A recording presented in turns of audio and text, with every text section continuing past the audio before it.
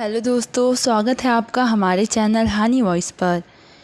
मैं एक हसीन लड़की थी और अपने घर में अकेली रहती थी। एक दिन वो 16 साल लड़का मेरे पास आया और मुझसे ऐसी ख्वाहिश की जिसे सुनकर मेरी जान निकल गई। वो छोटा सा बच्चा इतनी बेबकी सी ख्वाहिश कर रहा था और मैंने कभी सोचा ही नहीं था, पर मैं क्या करती। मैं हसीन थी, पैसे मेरी ज़रूरत था। मैंने सोचा वो 16 साल बच्चा मेरा क्या बिगाड़ेगा, ज़्यादा से ज़्यादा 5-7 मिनट ही टिक सकेगा, फिर मेरा तो दोनों तरफ से फ़ायदा ही था। यही सोचकर उसकी बात मान ली कि वो अपनी ख्वाहिश पूरी कर ले। लेकिन जिसने मैंने बच्चा समझकर इजाज़त दी थी, उसने तो पूरी रात मेरे साथ। मेरी उम्र 30 साल थी, लेकिन मैं अपनी उम्र से कहीं से ज़्यादा छोटी लगती थी। मुझे पैसों की बहुत ही ज़्यादा ज़रूरत थी, लेकिन कोई तरीका समझ ना आता क्योंकि मेरा पति बीमार रहता था। एक दिन मैं घर में अकेली थी और बिना दुपट्टे ही काम कर रही थी जब एक 16 साल लड़का हमारे घर में आया। जिसकी नज़रों से वो मुझे देख रहा था, मुझे तो समझ आ गया था कि वो क्या चाहता है। सलाम दुआ के बाद कहने लगा, मैडम मैं तन्हा हूँ और अकेले ही आपसे मामला तय करना चाहता हूँ। एक दफ़ा देकर देखे, मैं आपको शर्मिंदा नहीं करूँगा, बल्कि आपकी ज़रूरत पूरा खरा उतरूँगा। मैंने सर से पाँव तक उसे देखा। उसका कद बेहतर ही था, लेकिन उम्र में छोटा था। मैंने उससे माज़रत की और कहा, मैं तुम्हारे साथ इस तरह कोई भी मामला तय नहीं कर सकती। तुम अभी छोटे हो और मुझे नहीं लगता कि इन बातों के लिए तुम्हारी उम्र है। वो मुस्कुरा कर कहने लगा, बाजी मेरा 5 साल का तजुर्बा है। मैं 11 साल का था जब से ही ये काम कर रहा हूँ। मेरे आगे पीछे कोई नहीं है, मैं अकेला ही इस काम में माहिर हूँ। आप मुझ पर भरोसा करें, आपको पछताना नहीं पड़ेगा, बल्कि आप अपने इस फैसले पर खुश होगी। अब की बार तो मैं वाकई ही हैरान हुई। वो बच्चा अकेला कैसे ये सब कह रहा था। मैंने उससे पूछा, तुम्हारे माँ बाप कहाँ हैं? वो कहने लगा, मैं तन्हा ही हूँ, मेरे माँ बाप मर चुके हैं। पहले मैं यहाँ वहाँ की ठोकरें खाता था, फिर मैंने ये वाला काम शुरू किया और काम चल पड़ा। अब मैं मज़ीद काम को बढ़ाना चाहता हूँ, इसलिए आपसे बात करने आया हूँ। अगर आप मेरा साथ देगी तो मैं आपके भी बहुत ही काम आऊँगा। इसकी आखिर बात सुनकर मेरे तो होश ही उड़ गए थे। मैं चौंक गई थी। मुझे वाकई ही किसी इस बच्चे की ज़रूरत थी जो ऊपर के काम काज कर देता, और वो खुद से ही मुझे ये ऑफ़र कर रहा था। और फिर दूसरी बात ये थी कि उसके साथ मामला तय करने पर मुझे हर महीने बहुत ही अच्छी रकम भी मिल जाती, जिससे मेरा गुज़र बसर आसानी से हो जाता। मगर फिर साथ मुझे ये ख्याल भी आया कि अगर ये वक्त पर मुझे पैसे अदा ना कर सका तो मेरे लिए बहुत ही मुश्किल हो जाएगी। खैर वो 16 साल का था और मैं आसानी से उससे अपनी हर बात मनवा सकती थी। खैर अपना फ़ायदा देखकर मैंने मामला पक्का किया, क्योंकि मैं भी अकेली थी। मैंने घर के 7 दिन दुकान उसी किराए पर दे दी। उसका नाम हसीब था। वो कहने लगा कि बाजी मैं रिहाइश भी दुकान में ही रखूँगा, क्योंकि मेरे आगे पीछे कोई नहीं है। अब तक मैं ये काम सड़क पर ही कर रहा था, अब दुकान में करूँगा, मुझे क्या एतराज़ हो सकता था। दुकान ही तो थी। मैंने कहा, जो तुम्हें ठीक लगता है करो, वैसे तो मुझे वक्त पर पैसे दे देना। और फिर उसने दुकान में औरतों के सामान की कुछ चीज़ें लाकर डाल दी, और ये देखकर मैं हैरान रह गई। 2-3 दिन में ही उसका काम चल पड़ा था। सारा दिन वो दुकान खोल कर काम करता और उसकी दुकान पर औरतों का रश लगा रहता। रात के वक्त उसी दिन दुकान में सो जाता। इतने अरसे से ये दुकान खाली पड़ी थी। पहले जब कभी ये किराए पर थी तो कोई भी ग्राहक आता ही नहीं था। कितनी ही दफ़ा मैंने दुकान किराए पर चढ़ाई थी, मगर सब ने यही कहकर छोड़ दी कि ये जगह काम के लिए मुनासिब नहीं है। मैंने तो ये उम्मीद ही छोड़ दी थी कि कभी ये दुकान किराए पर भी चढ़ सकती है, लेकिन उस बच्चे ने तो सिर्फ मुनासिब कीमत पर उसको किराए पर लिया था, बल्कि उसने तो अपना काम भी चलाया। और बस अजीब बात ये थी कि उसने औरतों के सामान का दुकान में रखा था और औरतें इस बच्चे से सामान खरीदने में आती थी। कुछ दिन गुजरने के बाद मेरे हसीब से अच्छी बातचीत हो गई। वो मेरे छोटे मोटे काम करने लगा था। मैं जब कभी कुछ अच्छा पकाती तो उसे दुकान पर पहुंचा दिया करती। दुकान और घर के बीच में छोटा सा दरवाज़ा भी था। ज़रूरत के तहत मैं दरवाज़ा खोलकर हसीब से बातचीत भी कर लेती थी। आहिस्ता आहिस्ता हमारे दरमियान बेतकल्लुफ़ी हो गई। एक तरह से मैं भी तन्हा ही थी, इसलिए मुझे हसीब का सहारा मिल गया था। दरअसल मेरे बच्चे नहीं थे और मेरे पति को अटैक हुआ था। इसके बाद वो बिस्तर पर पड़े गए और घर का सारा गुजारा बसर बहुत ही मुश्किल से चल रहा था। कभी कोई मदद के लिए पैसे दे जाते तो कभी कोई। ऐसे में दुकान से मिलने वाले पैसे मेरे लिए बहुत ही अहमियत हो गए थे। इसलिए मैंने खुद हसीब से बेतकल्लुफ़ी बढ़ाई थी ताकि वो ये दुकान छोड़कर ना जाए और मेरी लगी बंधी रकम भी बनी रहे। लेकिन मुझे क्या मालूम था कि जिसे मैं 16 साल मासूम बच्चा समझ रही हूँ वो इतना सीधा साधा भी नहीं है। इस बच्चे ने तो कुछ ही अरसे में मेरी दुनिया पलट कर रख दी थी। हम दोनों के दरमियान कुछ बेतकल्लुफ़ी बढ़ गई थी तो मैंने उसे अपने घर के अंदर आने की इजाज़त भी दे दी थी। अब हाजत वगैरह के लिए वो मेरे घर में ही चला आता था और बाकी वक्त तो वो दुकान में ही रह कर गुजारता था। मेरे हस्बैंड को भी इस बात पर कोई एतराज़ नहीं था, क्योंकि मेरे लिए तो वो 16 साल का बच्चा ही था। बल्कि हसीब के आने से तो हमारी ज़िंदगी में रौनक सी आ गई थी। अब मैं पहले की तरह उदास और मायूस नहीं रहती थी, बल्कि कोई भी बात होती तो मैं हसीब से कह दिया करती थी। मौसम तब्दील होने की वजह से मेरे हस्बैंड की तबीयत काफ़ी ख़राब रहने लगी थी। मेरे पास उन्हें अस्पताल ले जाने के लिए भी पैसे नहीं थे। एक दिन ऐसे ही मेरी आंखों में आंसू आने लगे थे। हसीब ने मुझे देखा तो पूछने लगा, बाजी क्या माजरा है, क्यों रो रही हो? मैंने उसे बताया कि मेरे हस्बैंड को अस्पताल लेकर जाना है, मेरे पास पैसे नहीं हैं। मैं तो इस ज़िंदगी से तंग आ चुकी हूँ। अकेले ही सारी मुश्किलों से लड़ना पड़ता है और आमिर तो मेरे सहारे के बगैर बिस्तर से भी नहीं उठ सकते। अगर मेरा कोई बच्चा होता तो शायद मेरी ज़िंदगी के आसान हो जाती। किसी कमज़ोर लम्हे की नज़र होकर मैंने अपने दिल का हाल हसीब के आगे बयां कर दिया था। मेरी बात सुनकर हसीब मुस्कुरा कर कहने लगा, तो बाजी बच्चा कर लो, उससे मैं क्या कर परेशानी है। हसीब की बात पर मैं शर्मिंदा हो गई। अब मैं उसे कैसे बताती कि आमिर बिस्तर से लगे थे और वो इस काबिल नहीं था कि हम बच्चा पैदा कर सकते। शादी के शुरू के सालों में ही आमिर नहीं चाहते थे कि हम बच्चे की झंझट में पड़े और जब हमने बच्चे की ज़रूरत महसूस की तो आमिर इस काबिल नहीं रहे कि बच्चा पैदा कर सके। उसे अचानक ही अटैक हुआ था और उसके बाद वो किसी काबिल ही नहीं रहे थे। मोहब्बत की शादी आहिस्ता आहिस्ता मजबूरी की शादी बन गई और अब मैं मजबूरी में ही आमिर के साथ निभा रही थी, क्योंकि उसके अलावा मेरे पास कोई रास्ता नहीं था। हसीब ने मेरा उतरा हुआ शायद चेहरा पढ़ लिया था। कहने लगा, बाजी आपको परेशान होने की ज़रूरत नहीं है, आपके साथ मैं हूँ ना, जल्दी आपके सारे मसले ख़त्म हो जाएंगे। हसीब की बात पर मैं मुस्करा उठी थी। वो अकेले ही इतना हौसला रखता था कि हर मुश्किल से लड़ जाता था और एक मैं थी जिसने इतनी उम्र गुजारने के बावजूद भी हिम्मत नहीं पकड़ी थी। हसीब ने अपने माँ बाप को 10 साल की उम्र में ही खो दिया था और उसके बावजूद भी वो दुनिया के मैल गम में नहीं हुआ और ना ही सिर्फ उसने अपनी ज़िंदगी को सफ़र जारी रखा, बल्कि वो आमिर की भी तबीयत बहुत ही ज़्यादा खिदमत करने लगा था। मैं किसी भी काम से घर से निकलती तो हसीब ही मेरे पति की खिदमत करता और उनके पास बैठा रहता। उन दोनों के दरमियान न जाने क्या क्या बातचीत होती थी, लेकिन मुझे देखकर हसीब हमेशा खामोश हो जाता। हसीब ने मुझसे वादा किया था कि वो मेरी हर कमी को दूर कर देगा और उसके इस वादे पर मैं मुस्करा उठी थी। मैं बच्चा पैदा करना चाहती थी। अपनी ज़िंदगी में मुझे औलाद की कमी को पूरा करना था, लेकिन हसीब उसे भला कैसे पूरा कर सकता था।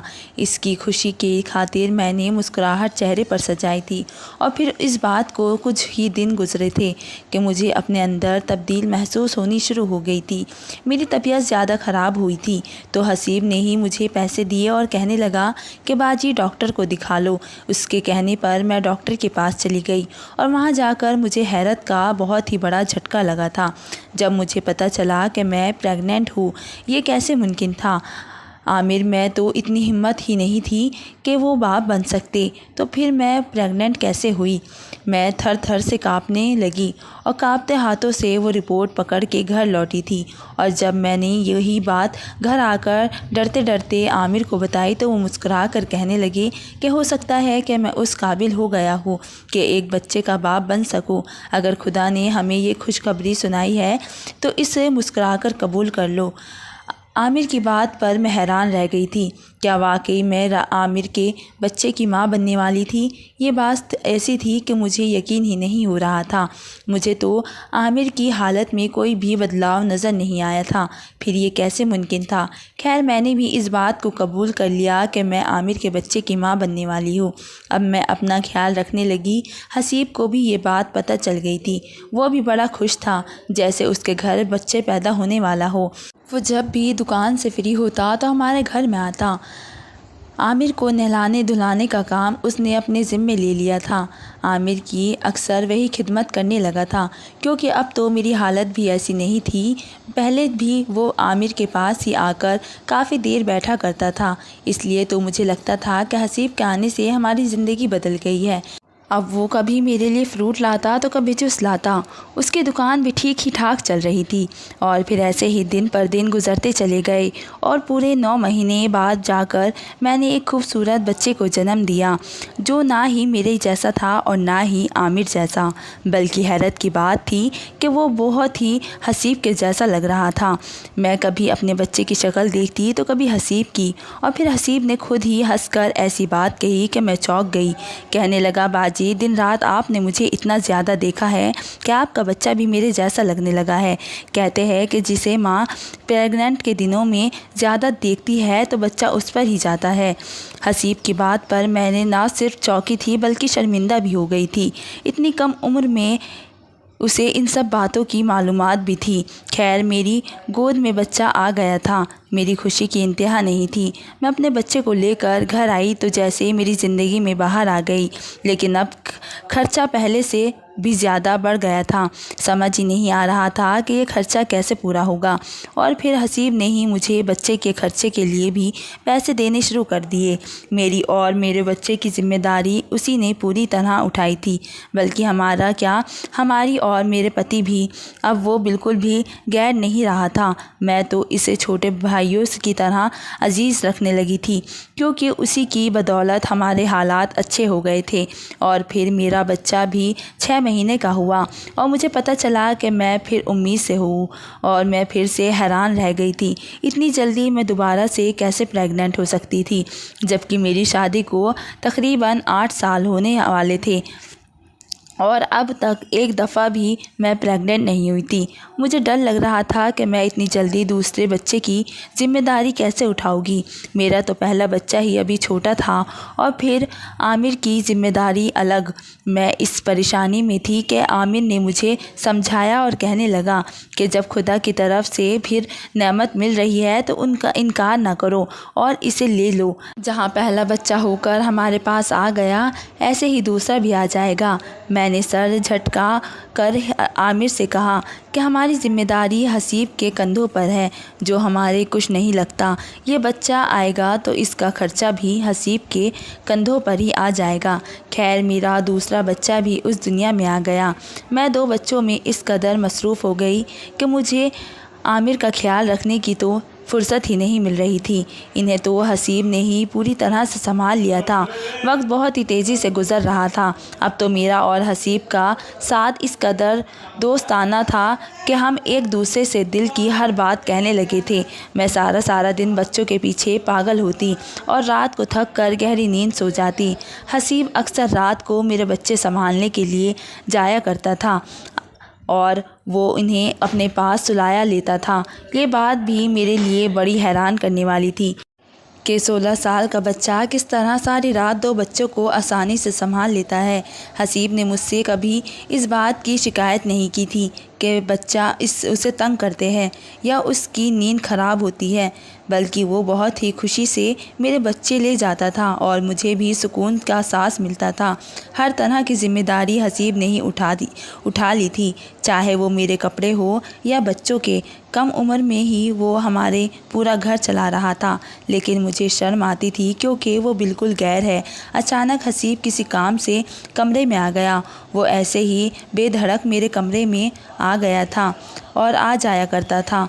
इसने मेरी बात सुन ली और फिर आंखों में आंसू लिए कहने लगा, आप मुझे गैर समझती है?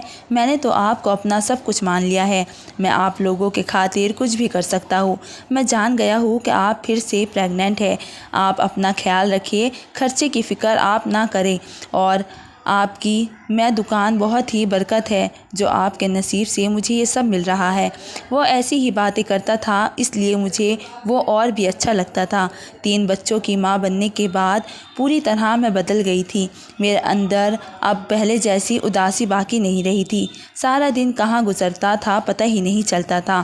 यहाँ तक कि मैंने आमिर को भी नज़रअंदाज कर दिया था।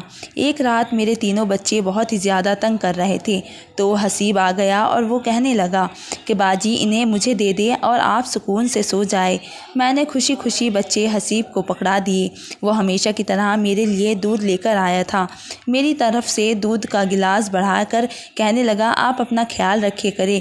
मैंने दूध का गिलास पकड़ा और हसीब का शुक्रिया अदा किया। वो बच्चों को लेकर चला गया।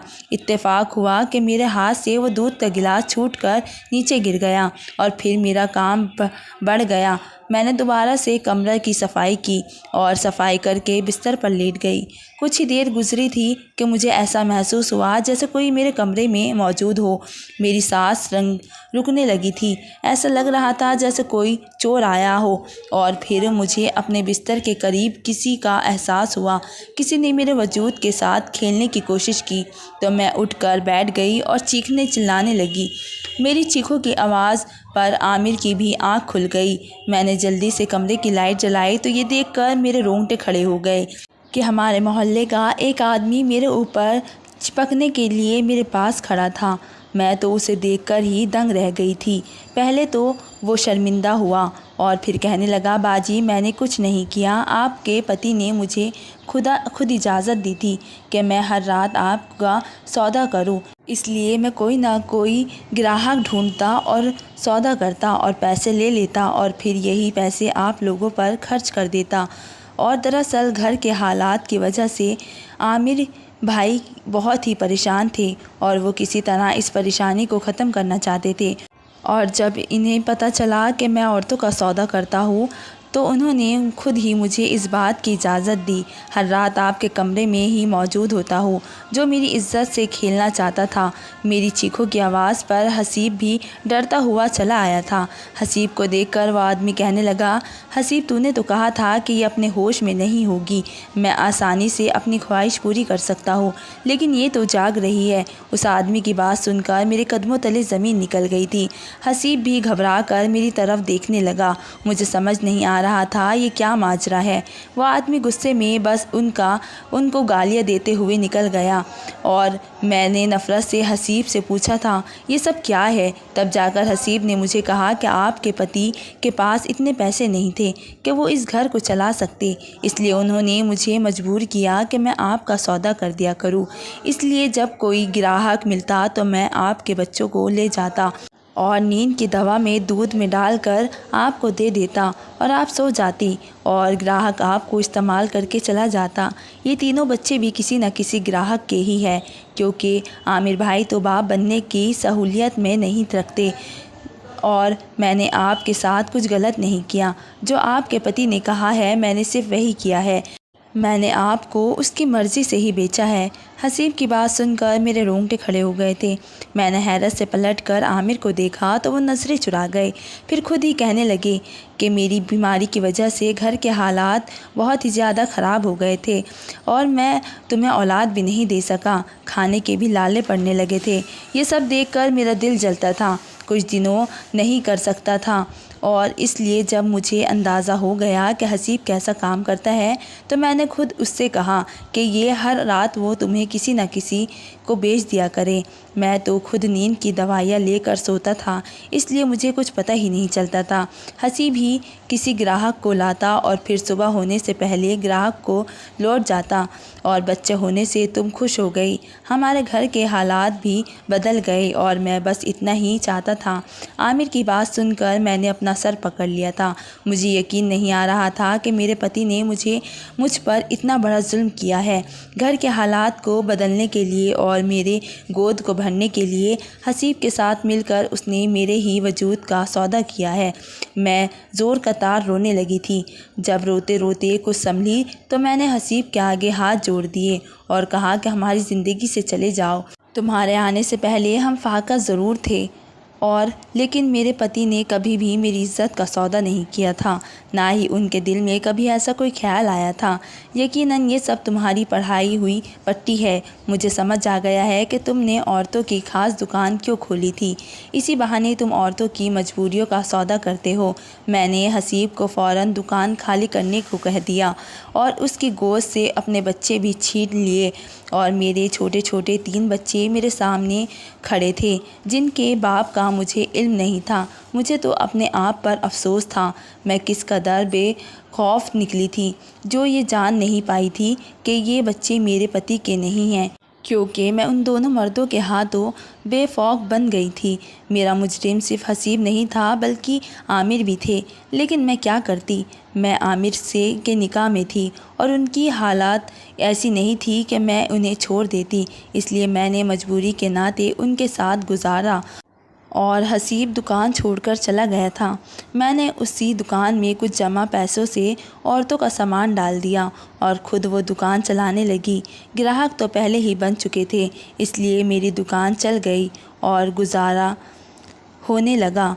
मैंने अपने बच्चों को सीने से लगाया है, क्योंकि ये मेरे ही बच्चे हैं। उनका बाप कौन है ये मैं नहीं जानती, मगर मैंने इन्हें अपनी ही गोद से पैदा किया है, इसलिए उनके लिए मेरे दिल में मोहब्बत कम नहीं हुई। अब आप लोग बताएं, जो मेरे साथ हुआ क्या वो सही है? क्या मेरे पति को ये हरकत करनी चाहिए थी? क्या घर के हालात सुधारने के लिए कोई मर्द अपनी औरत की इज़्ज़त का सौदा कर सकता है? क्या मुझे अपनी औलाद को छोड़ देना चाहिए? क्या आजकल के दौर में किसी भी कम उम्र जवान लड़के पे भरोसा करना चाहिए? कमेंट में मुझे ज़रूर बताएं। तो धन्यवाद दोस्तों।